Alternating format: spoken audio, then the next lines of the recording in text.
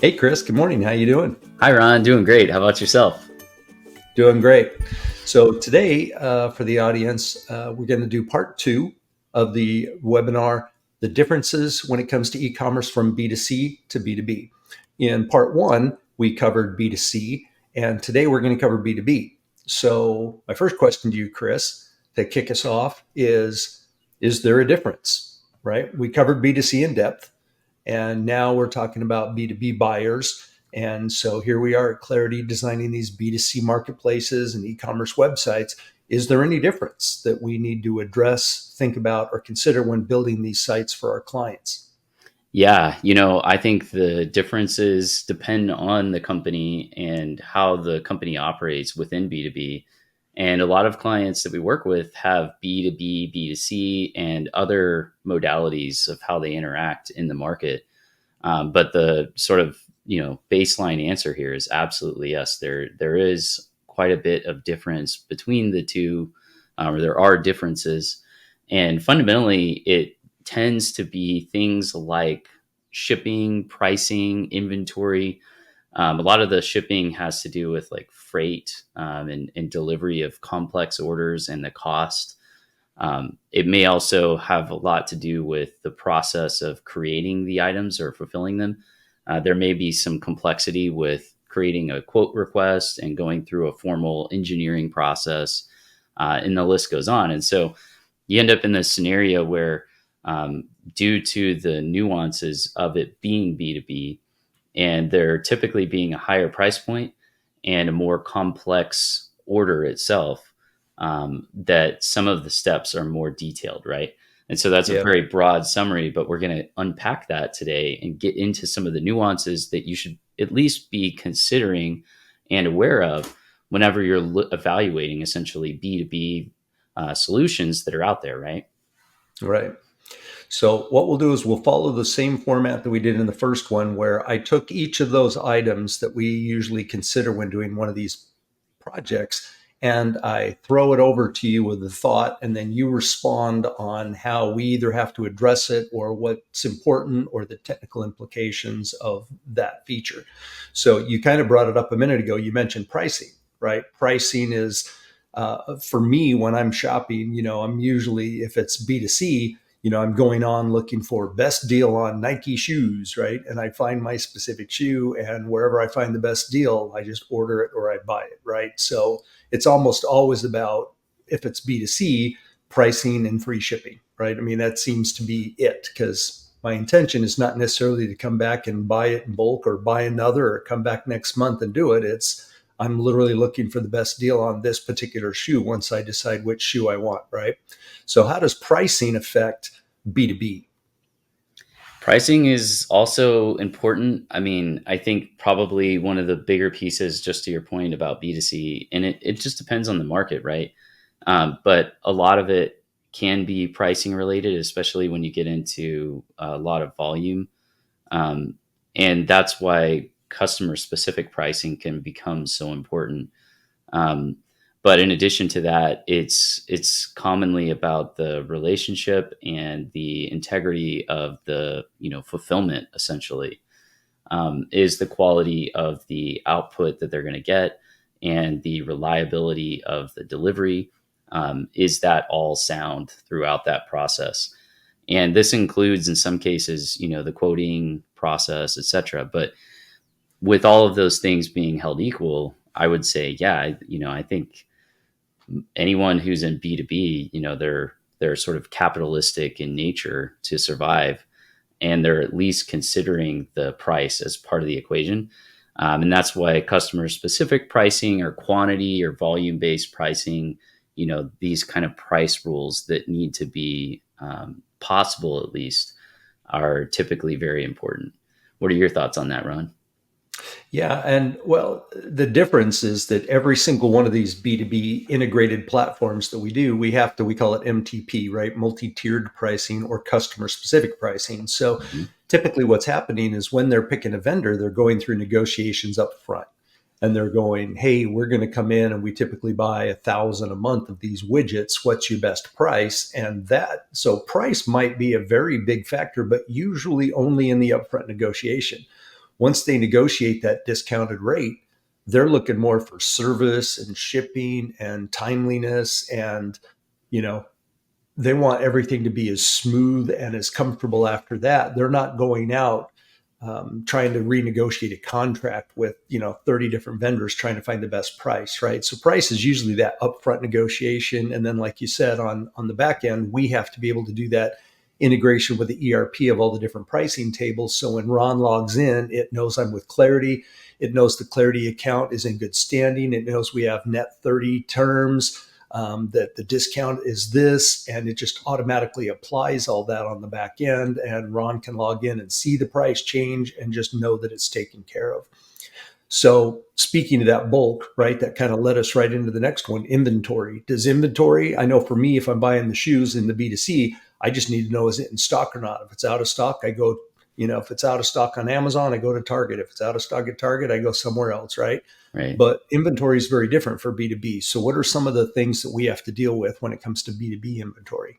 Yeah, this is really critical. And I think for a lot of folks, this is something they deal with as a very real challenge. It's being able to sort of look at all of the real inventory that's in stock and the locations. Um, and this may be part of kits, they may be subcomponents that could be broken out and made as inventory at a premium if needed. But ultimately, the driver here is that in many cases, there's a production line or there's a production, facility that's dependent on this item or these items uh, being fulfilled timely, and the freight estimate and the lead time being accurate. And so this is probably as important or more important, depending on the scenario, than just the price, right? A lot of times customers are going to pay a premium because they know that it's going to get delivered. No matter what, it will show up. And so part of that is looking at the inventory and being able to see that. And one of the things that we get into, not just with inventory, but pricing and shipping, et cetera, is making this process as automated as possible. We talk about that a lot on our channel. And one of the big pieces for that is really just having an integration between internal systems and external vendors that might be doing 3PL or other forms of shipping integration. It, of course, could just be your standard, UPS, USPS, FedEx, DHL, all of that. But ultimately, this needs to be seamlessly integrated. And in a lot of cases with B2B, you may have arrangements with your different, purchasers who essentially they want to use their own account. And so again, this kind of ties into inventory because they're typically going to be looking at that, looking at lead times and looking at what they need and when they need it by. So all of these pieces need to come together. And so ultimately the point is that, having inventory, having it up to date with the right locations, having the detailed information, usually that's going to be, it's going to be necessary to incorporate some form of integration with ERP, a warehouse management, and possibly multiple systems. And you're going to want to make sure that you're working with a vendor who has a turnkey solution, ideally for your ERP. You don't want them to be learning that on the job. So I would say, Ron, that's probably one of the key parts of the inventory of making it real. Isn't Yeah. just the e-commerce functionality, right? It's No. also the back office part. Yeah. Probably even the more complex part, which leads into the second half of the complex part, is being able to ship and provide shipping estimates and handling shipping that inventory. So let's talk shipping, right? Is shipping for B2B any different than shipping for B2C? Yes, I think in some cases it would be ideal to get, at the limit, everything to be as seamless and straightforward for B2B customers as possible as it is for a B2C experience. With that said, we all know that there are scenarios where it's just not going to be reasonable for the site and for the business, just as a business process, to be able to operate without additional information if they're doing a truckload or LTL type of a shipment, or it may be coming from multiple different locations and going to multiple different locations. And so there just needs to be some capability within the interface to present that data, present the times, the estimated time for delivery, the cost, and of course, any associated details like we talked about with inventory, and of course, we'll get into customs duties, taxes, etc. But one of the things that I think is really powerful is being able to bring in not just off the shelf APIs, kind of standard APIs for your typical carriers like USPS, UPS, FedEx, etc., but also being able to integrate with 3PLs and custom quoting if needed, as well as directly with LTL carriers. So you can get that data real time with their quoting process, including things like accessorials if needed, and special requirements, and then even being able to show essentially the packages, what level of fidelity can you get into, so that the shipping, which can many times, for B2B customers, the shipping is the make or break point. Right. They might be selling really inexpensive items that are really heavy, or, voluminous items that have to get there quickly. And that means the shipping is going to be really expensive. So there's an opportunity there to optimize around the packaging, and basically the timing of different parts of the shipment and splitting it out. So there's just a lot of nuance there. And being able to present that in a intuitive way to the user, even though they are B2B, they're expecting some complexity. At the limit, again, it should be a really straightforward process. So we want to make sure that we're constantly moving in that direction, and that you're getting to take advantage of a really intuitive UI for these relatively complex pieces, right? Yeah. Yeah. I remember, it's been a while since you and I've talked about it, but I remember going out one night and we were talking about this, and you were telling me about the complexities of shipping where, contractors will go in and they'll order whatever it is, 1,000 units, but that lumber, because they're construction, that lumber has to be delivered over schedules. So they need, 100 delivered on this date. And so they're scheduling dates. Sometimes on the international shipping, I remember when you and I were doing back in the day, we were working on Orange Octopus, and you were talking about bill of materials and bill of ladens, and then putting together the customs and duties forms and the pre-packing shipping labels. So when the tires from our one client showed up on the dock, the shipping label was there, the customs and duties forms, it could all be put together and just shipped. That's right. I remember how complex it was, and I was always amazed at how B2B shipping could be so complex, and really understood the value. That was one of the first times many years ago when I really truly understood the value of our platform versus another platform, is the just the intricacies we had to go into for something so simple. When you go, oh, we just need to be able to handle shipping. And it's like, yeah, but there's 600 questions we need to answer when it comes to figuring that out. Right. Right. Yeah. And, just to add to that briefly, whenever you're operating your business and you're scaling it and you're using different tools, some of those tools can help you capture sales, but are they helping you to operationalize and automate your process? Because there can be a lot of sort of cleanup that's necessary if you use the wrong solution. And no solution's perfect.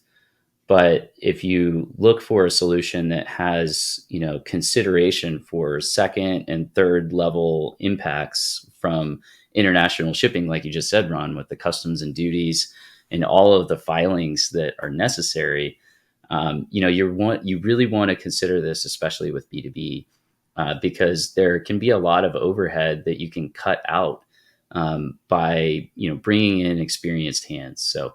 But we'll leave it at that for the shipping. Definitely a good one to get into. Yeah. So now let's dive into kind of the more traditional e-commerce elements. So we'll lump these two together. So what about the product information and the images on the screen, right? We know that we talked about with the B2C that, people, if they're B2C, they're window shopping, right? I'm online, I'm literally window shopping, I'm looking at it and I'm zooming in, I'm looking at the product, and because I can't hold it in my hand, I'm making a purchasing decision. So the product image and having the information there is really important. Is it as important for B2B, or what's the difference? Yeah, that's a good question. I would say that it would be ideal. I mean, I kind of see B2B imagery as somewhat of a zombie apocalypse rule, where ultimately, you want to be the best within the group. And sort of the zombie apocalypse rule is, you got to at least be faster than the slowest person. Um, and to me, I see it as sort of the opposite of that, where you've got to be faster than everyone else. And so fundamentally, that's going to guarantee your success. That's sort of a minimum bar, of course. And, Yeah. fundamentally, there's a lot of opportunity, especially with some of the AI technology that's available to be able to get good imagery, even though you may not have, perfectly uniform and high quality imagery. Um, this is really informative for users so they can, visually get on the same page quickly. So I would say it's really important to the extent that you can, you do want to own this within your space fundamentally. Um, and I think it's an underrated piece. But I would say, per my comment about the zombie apocalypse piece, fundamentally it is something that may have to be prioritized as a second priority, but it should be considered something really critical because you can really set yourself apart. I know in a lot of industries, we do a lot with nuts and bolts, for example. And so it's literally nuts and bolts, right? And Yep. there are companies whose names people use in that space to refer to as a industry standard. And a lot of the reason for that is just because they decided to get organized and have very intuitive user interface and imagery so that Yep. everyone knows what's there and it makes sense. So this is definitely at least a big opportunity. Yeah, I agree. Well, and then I look at it differently because I'm in marketing, right? So I also look at it and is it depends. A lot of my B2B clients, none of that stuff's even physically in front of the login. But a lot of my B2B clients are like, the way we drive business and sell in bulk is the SEO. And so we have to have it indexed and we are driving new buyers and growing our business internationally, especially, the fasteners and the things that you were just talking about. They drive a lot of their international growth from SEO. And so product information and imagery and that is absolute key because that's literally how they grow their business. So a lot of times it's not only just the CRO side. Once they get to the page, is the proper information there to help Ron make a buying decision, and is the imagery there enough to help him see that it's something that he wants? But all of that also has to be prepped for the indexers and have enough information. And I use the same zombie apocalypse when it comes to SEO. How do you win in SEO? Do more SEO than your competitors, right? And there's about 100 different things that you can do to optimize a page for SEO. Nobody's going to ever spend the money to do 100. So what I'll typically do is I'll go out and evaluate the competitors and find out the 6 or 7 they're doing, and then I'll plan 10. So by the time we do the 10 and start beating your competitors and they come back and find you and see that you're beating them and they have to catch up, you're already working on items 11, 12, 13, 14, and you're just staying ahead of them. Same thing, zombie apocalypse, just be faster than everybody else and That's you're right. not going to get eaten, right? That's right. So this one kind of more falls under your arena, secure. What about the site difference from B2B to B2C? Does security have anything to do with it? Does the site being secure or feeling secure, does any of that even apply when it comes to B2B, or is that all just the same across the board? I mean, I think for sure with different B2B in particular, there's just a sense of, having really proprietary information. And I also would say, depending on the space, there literally can be laws that, the company or the website and, buyer and seller have to comply with. So either literally or, implied is a higher level of standard for security typically. And of course, fundamentally, whether it's a B2C or B2B, I think everyone prefers more security with the nuance or the caveat that it shouldn't encumber the ability to do business, seamlessly. And so there is a balance there with the impact on the user and fundamentally expectation management if there are additional steps or details needed.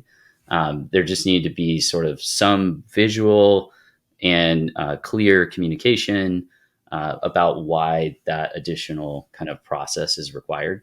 But generally speaking, I think most folks tend, as long as it's not, encumbering, to prefer more rather than less security, especially again, if it's communicated well and people understand why it's there. Why are they having to take this extra step?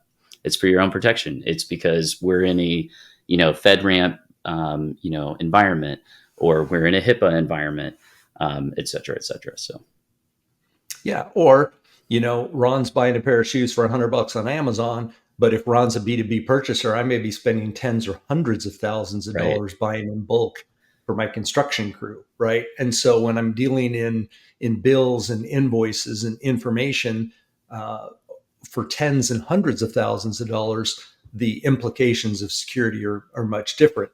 Or when we do our auction sites, I know you and I, one of the big things that we have to go through a lot when we're dealing with these auction sites, when people are buying real estate, the registration, the validation, and the verification of the bidder being able to even bid is completely different than Ron signing up on Amazon for a free account to buy a widget, right? It's not even in the same ballpark. Security can be really wide and deep. It's not just the security of the site or feeling secure to put my credit card online with an SSL certificate. There are all kinds of business implications with security and the information. And you even led into HIPAA there too.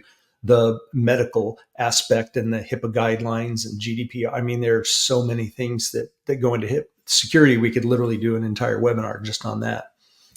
So let's now move on, and we're going to clump the next few together because it has to do with the order, right? So I know for B2C, one of the things that, for me, when I buy, I want to know, was my order received? Did I get an order confirmation? Can I go back and check on my order status? I may or may not go back to my order history. I know on Amazon a lot, I'll go in to buy again, right? Especially when I'm ordering vitamins or something. I'll always go right to my order history, find it, and I'll click buy it again. And that's pretty convenient for me. What about the order itself, the order history, the order receipt, the order status updates, all of that? How does that apply to B2B? That's a really interesting one too, because again, these are all pretty variable, but I would say generally in my experience with B2B, there's a desire to be able to drill down more, possibly have different users who have access, possibly workflows that are tied to some of these steps. And so, you're typically working in an organization when you're operating in B2B. And so there may be different roles that we want to approve or access information. Similarly, for some of these complexities that might apply to the business model that you're operating, that information would need to flow through seamlessly into this, order history, the user's dashboard, et cetera, and reasonably give them access to be able to make changes as well, to be able to manage these settings and configure, how they're going to interact with your company. So those are some of the very broad brushstrokes that I would point out. And, it does depend on the business, but fundamentally what's really important is, can you customize that experience to match your business model without Right. having to spend a ton of money? And that's what you're looking for, is in general as an answer, is how much is it going to cost to make it match your business model? Is it going to be extremely time consuming and timeline consuming? And if not, then you've probably got a really good solution. And have the folks that you're going to be working with done something like what you're looking to do before. These are really high level things, but I don't know, any other thoughts on your end on specifics, Ron, that we might want to hit on here? Yeah, I mean, like for some of our clients, right? We've got a master distributor of optometry, of contacts and eyeglasses and stuff. And so when they're shipping out, you might have an optometrist that's ordering 100 cases of Bausch and Lomb contacts to restock their offices at their clinics. That's I just want to know when it ships. Just let me know, and then I just want to make sure that it shipped, and that's about it, right? It's not necessarily timely. But if I'm a construction manager and I'm a project manager and I ordered 100 trusses, or I ordered 6 tons of concrete to pour something, I need to know when the concrete's going to show up, the schedule and the timing. And if I'm going to schedule, $10,000 worth of crew and labor to show up on a particular day to install something, I need to know if that something's going to be delivered on the date that it says it was, so I can schedule that. So, as Chris was saying, he used the term depends on your business. It really does, because B2B impacts so much of the process of what the services and goods are that they're ordering, that impacts everything that they do and impacts their business. So every single one of these B2B platforms that we build for our clients, that's usually what the upfront discovery is we literally have to sit down and walk through, we call it user stories. How does it need to work? Who does it affect? How do they use everything on there? And then, as Chris was alluding to, and he kind of said, can the platform be modified, and how expensive is it to modify? And that's why I like talking about our platform like a big bucket of Legos. It's a modular platform, and it's kind of like building a custom home. If you think about it, when you hear the word custom, you always think it's immediately really super expensive. And that's not always the case, right? If you think about it on a custom home, it might be, but that's usually because they're either going crazy, they're going big, or they're going really high-end items. But if you just wanted to put a custom home and you just wanted to change the layout or the design of it, when you're done with the design, what happens? Well, the ordering manager is going to turn around and order the same tile, the same carpet, the same trusses, the same windows and doors and everything as they do for every other house that they build. And so all the building blocks, all the Legos, if you will, are basically the same. They're just going to assemble them in a custom fashion specific to your needs. And that's exactly how we do all of these projects, right? We've got this highly modular, customizable platform that we sit down with you up front, figure out all the things that not only you, but your suppliers and your buyers need, and what would help drive and improve business workflow. And then we put that together and design that. So every implementation we do is custom, albeit 90% of it may already be off the shelf, right? Any comment on that before we go to the next one? I think that's well said. Very well said. All right. So with B2B, the big one for me, the big difference is purchase on account, right? And purchase on account usually implies invoicing. So talk to us briefly about invoicing and integration and notifications and payments and all the stuff that it takes to actually be able to offer and take purchases on account. Yeah. So I think probably one of the big things here is, again, the integration to back office accounting, ERP systems, et cetera. And then in addition to that, the UI, so that it's clear to the user, especially for different aspects of pay on account, with being able to associate additional users, maybe different locations, permissions, amounts per location, the ability to, like you said, be able to bring in invoices and possibly POs, and have a process that could be different for each customer type based on what they're approved for. They may have to complete a more sort of upfront payment versus using a PO, for example. And so these are nuances that you'll typically want to consider. And is it an intuitive experience that your end users are going to go through with this payment on account, and all of the nuances that are probably going to be, at least if not immediately applicable, eventually as you continue to grow that offering. I would also just say, in general, being able to have a two-way connection that can even pull in invoices and payments that are outside of the e-commerce platform. This is a common theme as well. And again, being able to use the on-account payment option to be able to deal with those. So just being able to fully leverage a really solid user experience with a lot of potential nuance there is kind of my general statement, Ron. Yeah. A couple of the, as I'm demoing and showcasing our platform, a couple of the features that we at least have on our platform that I want to mention that you might want to look for in yours, we chain together the entire, we call it a sales group. We chain together the entire transaction. You know how difficult it is for a CFO going in to pay an invoice, or for anybody going in to check an order, to go back when it went from, it started out as a quote, then it got converted to an order, then the order got split and into 3 orders. and items got shipped to 3 locations, then an invoice was invoiced for those 3 locations, and the CFO goes to click on the invoice and wonders where the items are, who ordered them, where they were shipped. I don't even know what this order is for. And then there's returns on top of that. How do you track that entire thing? Well, we actually chain it together in what we call a sales group. So no matter where you come into the transaction, you can click on any other tab. And so a CFO could come in, get an invoice, and see at the top of the tab that this was split into 3 orders. Click on the orders tab, see the 3 orders, and see who ordered them, where they were shipped, the status of those orders before they pay that. The second one that we do off the shelf is the consolidated and partial payments. And so a CFO could get 27 invoices from a vendor.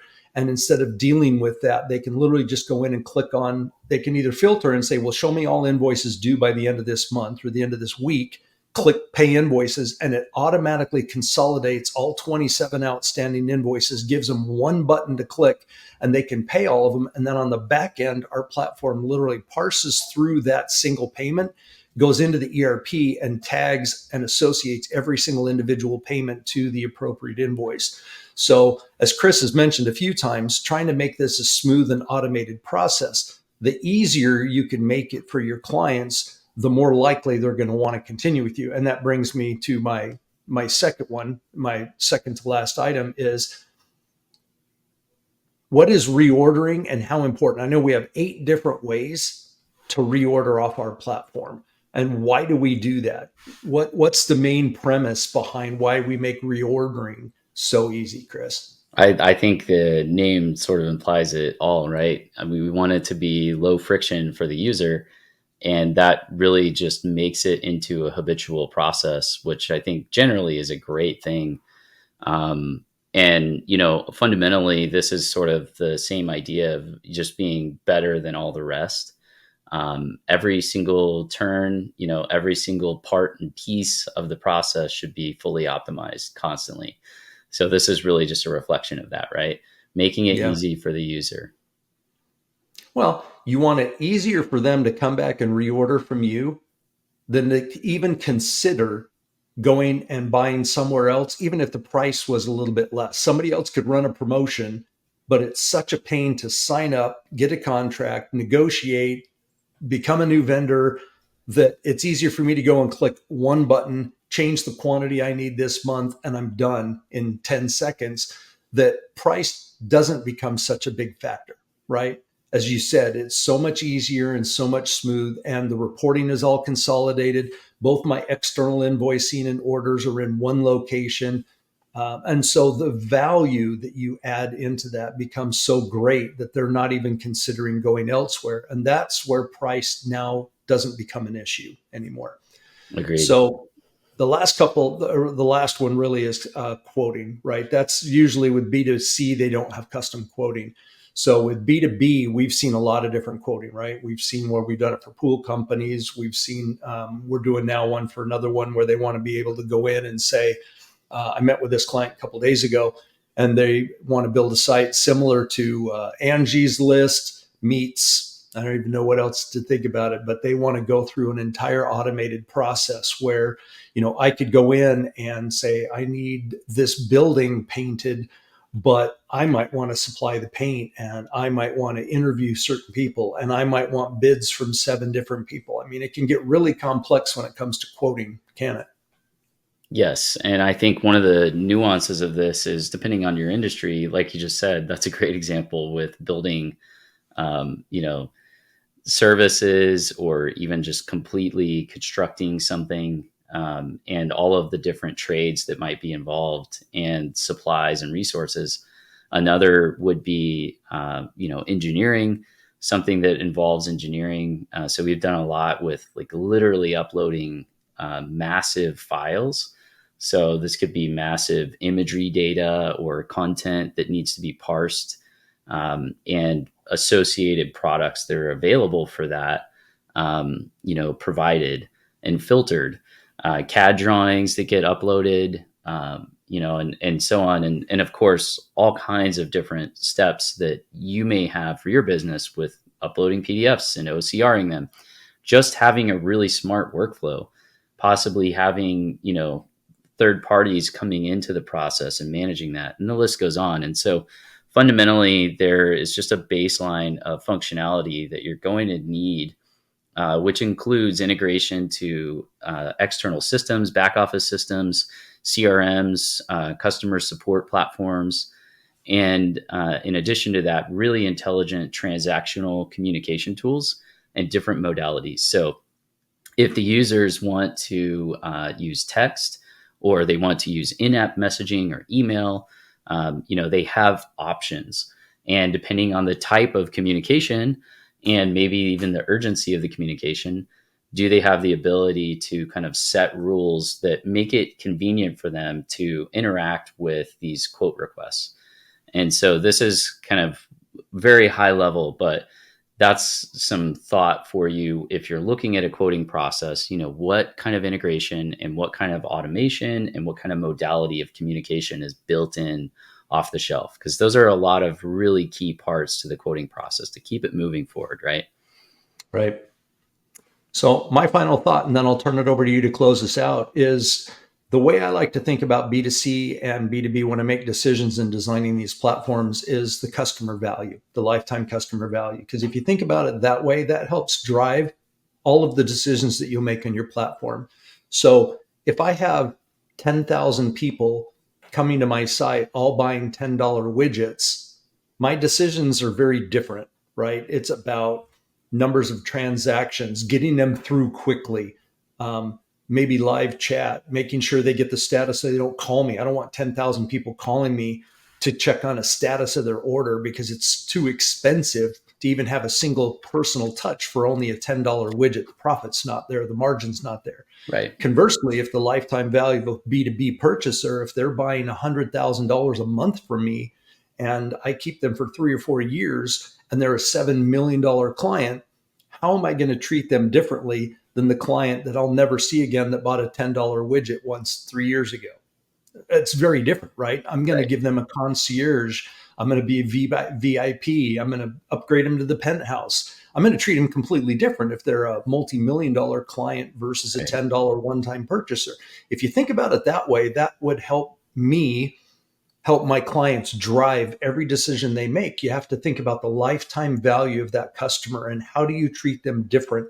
How tough would it be on you if Ron buying one pair of shoes from you every 10 years and you lost Ron as a client versus Ron owns, 3 Foot Lockers and he's buying 10,000 pairs of shoes from you every month and you lost him as a vendor or as a purchaser from you. What's the impact on your business? If you treat it that way, that can help drive all your decisions. So Chris, why don't you close us out with any final thoughts? Absolutely. So B2B and B2C are very different, sort of at the limit, but you see a convergence of the integration side of things for B2C as it scales up and self-service and automation. For B2B, you see a lot of at scale movement toward more intuitive UI, less friction. And again, just this consistent progression toward being the best in that particular space. If you're looking for a software company that can help you to achieve that, whether it's B2C or B2B, feel free to reach out to our team. We provide a no sales discovery process where we're happy to learn about your business, get into the weeds, and help you determine what a good option or set of options might be to pursue. Thank you for watching this video. We really appreciate it, and we'll look forward to seeing you in the next one. Bye for now. Bye for now.